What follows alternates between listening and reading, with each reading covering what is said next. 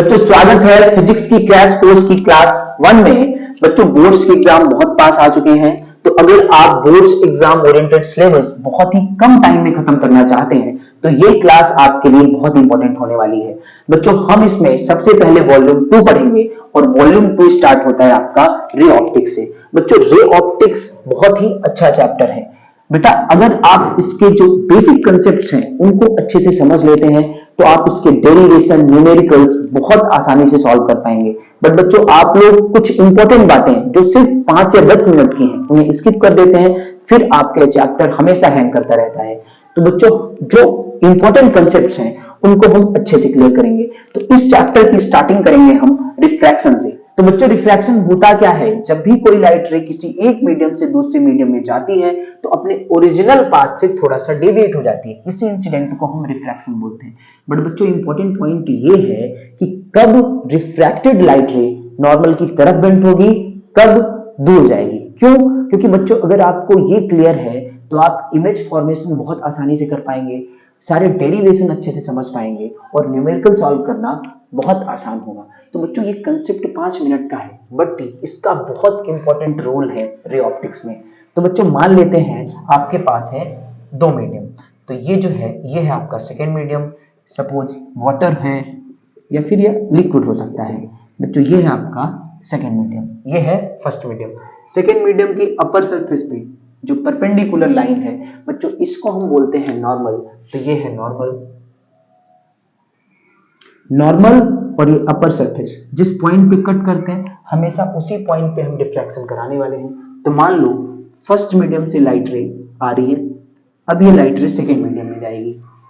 तो बच्चों ये लाइट रे अपने ओरिजिनल पाथ को तो नहीं फॉलो करेगी, ये तो क्लियर है, बट ये नॉर्मल की तरफ बेंड होगी या नॉर्मल से दूर जाएगी। तो बेटा इसका सिंपल कंसेप्ट है, जिधर क्राउड ज्यादा लाइट रे हमेशा उधर रिफ्रैक्ट करेगी।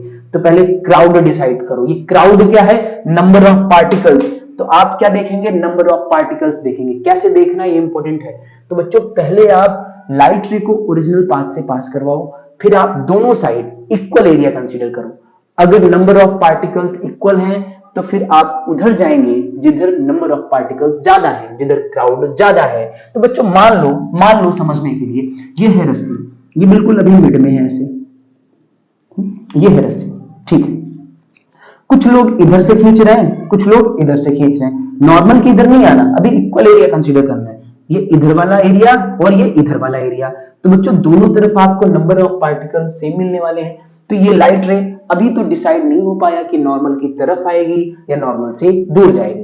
बट बच्चों अगर हम इधर की बात करें, हाँ इधर की बात करें तो इधर क्राउड ज्यादा है ना, तो अगर ये रस्सी है और कुछ लोग इधर खींच रहे हैं और कुछ लोग इधर खींच रहे हैं, तो जिधर क्राउड ज्यादा उधर ही रस्सी जाएगी। तो बेटा लाइट रे किधर रिफ्रैक्ट होगी? जिधर क्राउड ज्यादा होगा, मतलब नंबर ऑफ पार्टिकल्स ज्यादा होंगे। इसका मतलब ये लाइट रे नॉर्मल की तरफ बेंड होगी, इधर का क्राउड ज्यादा है। तो यही कंसेप्ट है, इसकी हेल्प से आप कभी भी रिफ्रैक्शन में कंफ्यूज नहीं होने वाले हैं। जैसे मान लो बच्चों ये है आपका लेंस, ये है मेन एक्सिस, ये लाइट रे। तो आप क्या करें? आप दोनों साइड इक्वल एरिया कंसीडर कर लिए, ठीक है, कर लिया। तो बेटा ये लेंस जो है अगर इधर की बात करें तो धीरे धीरे ये कम पड़ रहा है, देखो ये कम पड़ रहा है और इधर ये इसकी वैल्यू बढ़ रही है, मटेरियल बढ़ रहा है। तो 100% ये लाइट रे किधर जाएगी? इधर जाएगी, ठीक है। बच्चों मान लो इसी तरीके से आपके पास है कॉनकेव लेंस। कॉनकेव लेंस समझ लेते हैं बच्चों। कॉनकेव लेंस में अगर आपको देखना है बच्चों,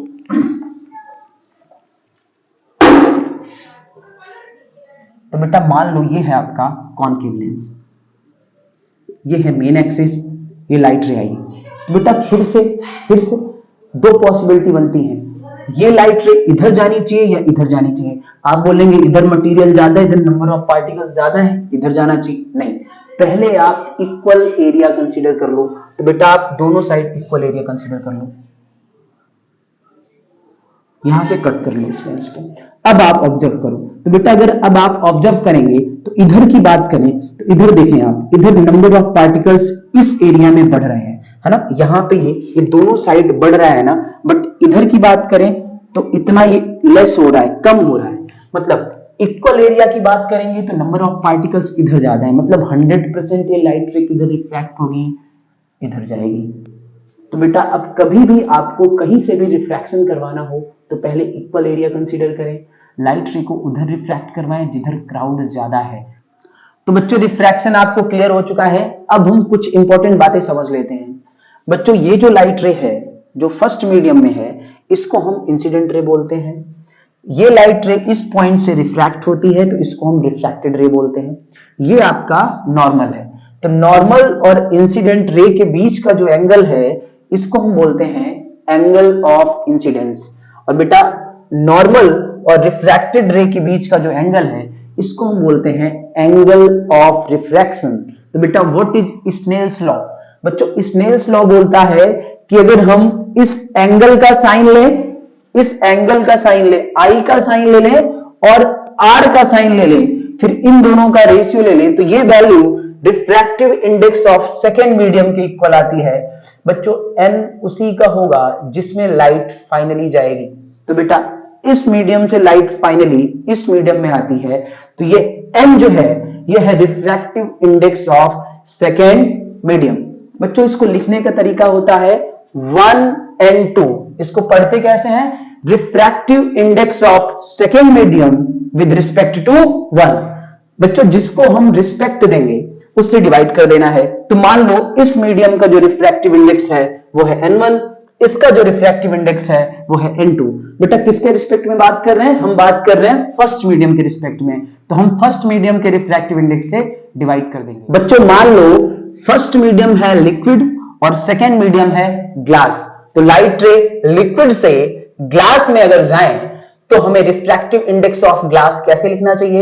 बेटा हम लिखेंगे LNG। लाइट रे लिक्विड से चलती है और ग्लास में जाती है, तो जिसमें चलना स्टार्ट करेगी उसको पहले लिखेंगे, जिसमें जाएगी उसको बाद में लिखेंगे। विल बी इक्वल टू, इसका फॉर्मूला क्या बनेगा बच्चों?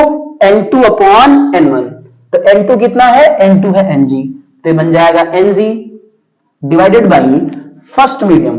बच्चों फर्स्ट मीडियम क्या है? NL, तो ये हो जाएगा आपका NL।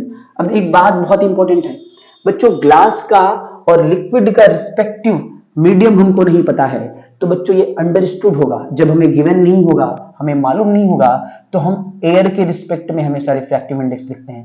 तो हमें लिखना चाहिए A और A, मतलब refractive index of glass with respect to air, refractive index of liquid with respect to air.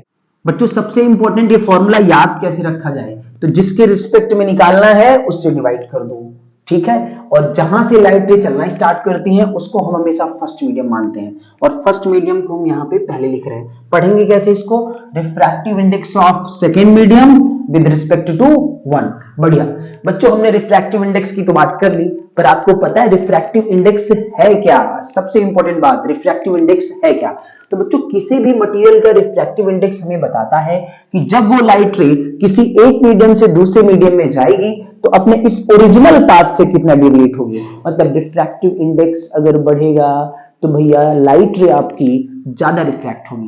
बच्चों ये कंसेप्ट, दोनों कंसेप्ट पहले आपने स्नेल्स लॉ पढ़ा, उससे पहले आपने पढ़ा था कि लाइट रे नॉर्मल की तरफ बेंट होगी या नॉर्मल से दूर जाएगी। ये दोनों कंसेप्ट बहुत ही ज्यादा इंपॉर्टेंट हैं और इस पूरे जो ऑप्टिक्स को हैंडल करने में बहुत बड़ा इंपॉर्टेंट रोल प्ले करते हैं। बच्चों अब हम पढ़ेंगे टाइप्स ऑफ स्फेरिकल सरफेसेस। तो मेनली दो टाइप की स्फेरिकल सरफेसेस होती हैं, एक आपको ये दिख रही है और एक आपको ये दिख रही है। अगर हम इसको ऑब्जर्व करें बच्चा, तो इसमें जो ये रिफ्रैक्टिंग सरफेस है ये इनसाइड है। तो जब भी रिफ्रैक्टिंग सरफेस इनसाइड हो तो उसे हम बोलते हैं कॉनकेव स्फेरिकल सरफेसेस।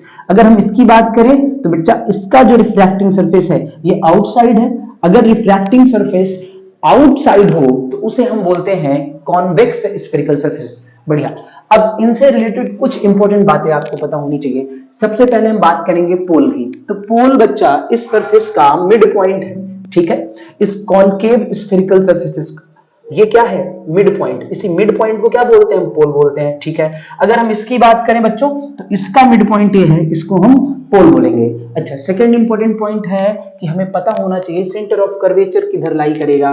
तो सिंपल करना क्या है, जब भी आपको सेंटर ऑफ कर्वेचर मालूम करना हो तो जो भी सरफेस हो उसको कंप्लीट करो, एक सर्कल बनाओ, जिधर सेंटर आएगा वही सेंटर ऑफ कर्वेचर होगा। तो बच्चा अगर हम इसकी बात करें, इस सरफेस को कंप्लीट करो, एक पूरा का पूरा सर्कल बनाओ तो ऐसा बनेगा। ठीक है, तो इसका सेंटर ऑफ कर्वेचर यहाँ पे होगा, बढ़िया।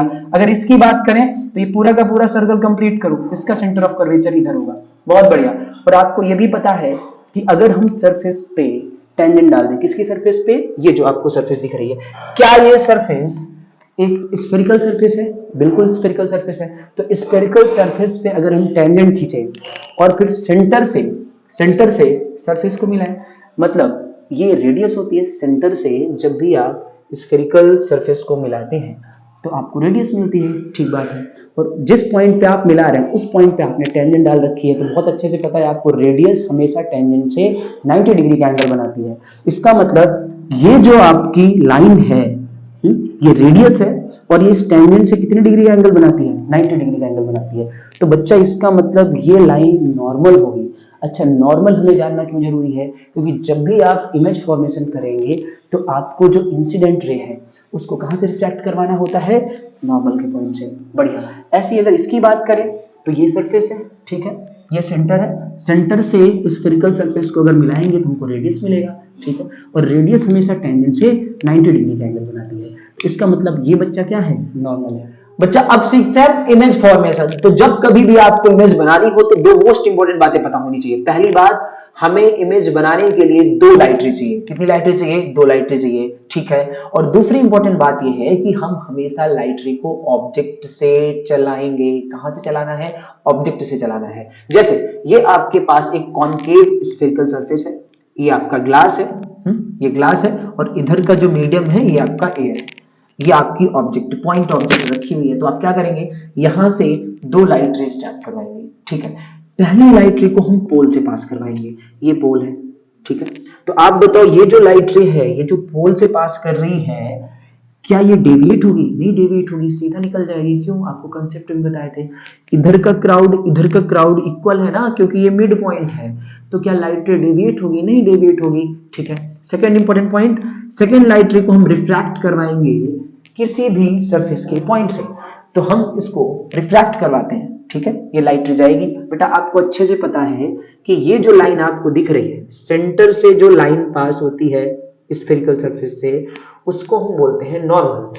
तो अगर नॉर्मल है ये, और ये आपकी इंसिडेंट रे है, तो ये इंसिडेंट रे रिफ्रैक्शन के बाद किधर जाएगी, क्या ये इधर जाएगी या फिर उधर जाएगी। तो आपको कंसेप्ट बताए थे, इधर इक्वल पार्ट कट कर लो, और इस पॉइंट के जस्ट नीचे इक्वल पार्ट कट कर लो, फिर आप ऑब्जर्व करें ऐसे। तो आपको अच्छे से दिख रहा है, इधर ये वाला जो पार्ट है ग्लास का, ये इंक्रीज कर रहा है, मतलब इधर क्राउड ज्यादा है, तो जिधर क्राउड ज्यादा होगा पार्टिकल्स का, लाइट रे हमेशा उधर ही बेंट होगी। तो ये जो लाइट रे है आपकी इंसिडेंट लाइट रे, ये ऐसे रिफ्लेक्ट होकर निकल जाएगी, ठीक है। तो आप बताएं, क्या इस लाइट रे का और इस लाइट रे का मिलन हुआ, नहीं। तो इमेज हमेशा वहां बनती है जहां पे दोनों की दोनों लाइट रे आफ्टर रिफ्रैक्शन मिलती हैं। तो बेटा यहाँ पे क्या ये लाइट रे कभी मिल सकती है, नहीं। एक इधर जा रही है, एक इधर जा रही है, दोनों का रास्ता अलग है, आगे आपस में कभी नहीं मिल सकते। तो फिर क्या करेंगे, तो बच्चा फिर हम लाइट रे को पीछे की तरफ एक्सटेंड करते हैं, जहां पे दोनों कट करती हैं वहीं पे इमेज बन जाती है। तो इस लाइट रे को हम पीछे एक्सटेंड करेंगे, कुछ ऐसे डॉट डॉट। बेटा जब भी आपको पीछे एक्सटेंड करना हो तो उसको डॉट डॉट पॉइंट से दिखाते हैं, ये। तो यहां पे आपका इमेज बन जाता है। इस लाइट रे को, ये वाली लाइट रे पीछे एक्सटेंड करने पे यहां पे कट करती है। तो बेटा यहाँ पे क्या रियल में दोनों लाइट रे आफ्टर रिफ्रैक्शन कट करती हैं, नहीं इंटरसेक्ट कर रही है। तो इसका मतलब ये जो इमेज होगा, ये होगा आपका वर्चुअल इमेज, ठीक है। अब हम बात करते हैं बेटा कॉन्वेक्स सरफेस की। तो फिर वही बात, हमें कितनी लाइट रे चाहिए, दो लाइट रे चाहिए। पहली लाइट रे आप यहां से पास करो, ये पोल है, पोल से जो लाइट रे पास होगी विदाउट डेविएशन सीधा निकल जाएगी। सेकंड लाइट रे को हम रिफ्रैक्ट करवाएंगे, कहां से करवाना है, नॉर्मल से। तो नॉर्मल किस पॉइंट से हम रिफ्रैक्ट करवाएंगे, रिफ्रैक्ट करवा दो ये। अब आप बताओ ये लाइट रे आफ्टर रिफ्रैक्शन कहां जाना चाहिए। तो फिर से वही कंसेप्ट, ऊपर कुछ पार्ट ले लो, नीचे कुछ पार्ट ले लो। तो बेटा अगर हम ऊपर इतना पार्ट ले लेते हैं, ये वाला पार्ट, और इस पॉइंट से इक्वल पार्ट कट करूं, तो बेटा अगर इस पार्ट की हम बात करें तो यहाँ पे ग्लास इंक्रीज कर रहा है ना, इधर लेस हो रहा है, इधर इंक्रीज कर रहा है। इसका मतलब अब आपकी लाइट रे इधर जाएगी, क्यों? क्योंकि इधर का क्राउड ज्यादा है, तो इधर आप लाइट रे को पास करवा दें, कुछ ऐसे। ये जो लाइट रे है इस पॉइंट से रिफ्रैक्ट होने के बाद ऐसे जाती है, ये लाइट रे सीधे निकल जाती है। क्या ये दोनों आपस में कट करती हैं, इंटरसेक्ट करती हैं? बिल्कुल करती हैं। तो बेटा यहाँ पे जो इमेज बनेगा वो कैसा होगा? रियल में कट कर रही है, बिल्कुल। तो ये इमेज होगा आपका रियल इमेज। तो यहाँ पे आपका इमेज बन जाता है, ये है आपका इमेज। तो इमेज फॉर्मेशन के लिए दो मोस्ट इंपोर्टेंट बातें आपको पता होनी चाहिए। हमें हमेशा दो लाइट रे चाहिए, ठीक है। दूसरी इंपॉर्टेंट बात बच्चों, दोनों लाइट रे हम कहां से स्टार्ट करेंगे? ऑब्जेक्ट से स्टार्ट करेंगे। बच्चा रे ऑप्टिक्स का लास्ट की कंसेप्ट हमें पढ़ना है, तो लास्ट की कंसेप्ट है साइन कन्वेंशन की। साइन कैसे डिसाइड किया जाए, वी आपका कब पॉजिटिव होगा, कब नेगेटिव होगा, आर जो है कब पॉजिटिव होगा, कब नेगेटिव होगा, यू का साइन क्या होगा। तो जब कभी भी आपको साइन डिसाइड करना हो तो आपको बस दो बातें पता होनी चाहिए। मोस्ट इंपॉर्टेंट पॉइंट है, इनको लिख लें। पहला पॉइंट है all distances are measured from pole, मतलब सारी डिस्टेंस हम कहां से मेजर करेंगे? पोल से। तो जब भी आपको चलना हो डिस्टेंस के लिए तो कहां से चलेंगे? पोल से चलेंगे। जैसे आपको ऑब्जेक्ट तक आना है तो बेटा आप पोल से चलना स्टार्ट करेंगे, पोल से ऑब्जेक्ट तक आएंगे। मान लो आपको इमेज तक आना है, तो ये आपकी इमेज है ना, तो कहां से चलना स्टार्ट करेंगे? पोल से।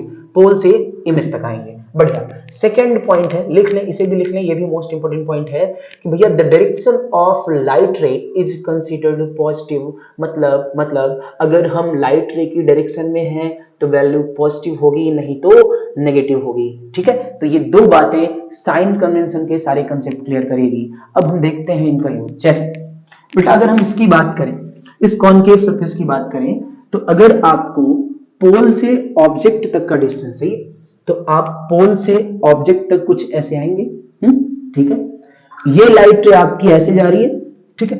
तो क्या आप लाइट रे की अपोजिट डायरेक्शन में है? बिल्कुल। लाइट रे इधर जा रही है, आप इधर आ रहे हैं, तो बेटा ये डिस्टेंस कैसी होगी? ये डिस्टेंस होगी नेगेटिव। पोल से ऑब्जेक्ट तक के डिस्टेंस को यू बोलते हैं और बेटा यू हो जाएगा नेगेटिव, ठीक है। अब हम बात करते हैं इमेज की, तो फिर से वही बात, कहां से चलना स्टार्ट करेंगे? पोल से। बेटा पोल से इमेज तक आओ, तो क्या आपको ऐसे चलना पड़ेगा? ठीक है, ऐसे चलना पड़ेगा, और लाइट रे तो इधर जा रही है, तो फिर से आप अपोजिट है, इसका मतलब v क्या होगा? तो बेटा v हो जाएगा नेगेटिव। अब हम बात करते हैं रेडियस की। रेडियस क्या है? सरफेस से अगर हम सेंटर को मिला दे तो आपको रेडियस तो मिलेगा, तो रेडियस के लिए भी आपको ऐसे आना पड़ेगा, और लाइट रे तो इधर जा रही है, इसका मतलब r भी इसका क्या रहने वाला है? नेगेटिव रहने वाला है, ठीक है। अब हम बात करते हैं इसकी, तो बेटा इसको डिसाइड करो, इसको आप लोग बताएंगे, ठीक है, मेरे साथ आंसर करना। जैसे हम बात करें ऑब्जेक्ट तक की डिस्टेंस की, तो बेटा पोल से चलना स्टार्ट करो, इधर आना पड़ेगा, हाँ। लाइट रे इधर जा रही है, आप इधर आ रहे हैं, अपोजिट है, इसका मतलब यू क्या होगा? नेगेटिव। बेटा वी की अगर हम बात करें, वी क्या है? वी है आपका पोल से इमेज तक का डिस्टेंस। ये रहा पोल, ये रहा इमेज, तो आप पोल से इमेज तक आएंगे तो आपको ऐसे चलना पड़ेगा। आप ऐसे जा रहे हैं, लाइट रे भी ऐसे जा रही है ना, देखो ऐसे जा रही है, ऐसे, ठीक है। इसका मतलब आप लाइट रे की डायरेक्शन में है, और लाइट रे की डायरेक्शन में है तो साइन कैसा होगा? पॉजिटिव। तो बेटा इसके लिए भी क्या रहने वाला है? पॉजिटिव रहने वाला है, ठीक है। अब हम बात करते हैं रेडियस की। ये रहा सेंटर, ये रहा पोल, पोल से सेंटर को मिलाया, रेडियस मिल गई, ठीक है। तो पोल से सेंटर तक आओगे तो ऐसे ही तो चलना पड़ेगा, आप इधर जा रहे हैं, लाइट रे भी तो इधर जा रही है, तो दोनों की डायरेक्शन सेम है, तो अगर आप लाइट रे की डायरेक्शन में हैं तो साइन कैसा होगा? साइन होगा पॉजिटिव। इसका मतलब आर क्या रहने वाला है? पॉजिटिव। तो बच्चों जस्ट 15 मिनट में आपने रे ऑप्टिक्स के सारे की कंसेप्ट कवर कर लिए हैं। तो बेटा इस क्लास का पर्पज ये है कि आप बोर्ड एग्जाम से पहले जितने भी कंसेप्ट्स हैं और न्यूमेरिकल्स हैं जो बोर्ड बार बार पूछता रहा है उन्हें कवर कर लें। बच्चों टेलीग्राम ग्रुप पे हम आपको फ्री में नोट्स प्रोवाइड कराएंगे, न्यूमेरिकल्स की पीडीएफ प्रोवाइड करवाएंगे।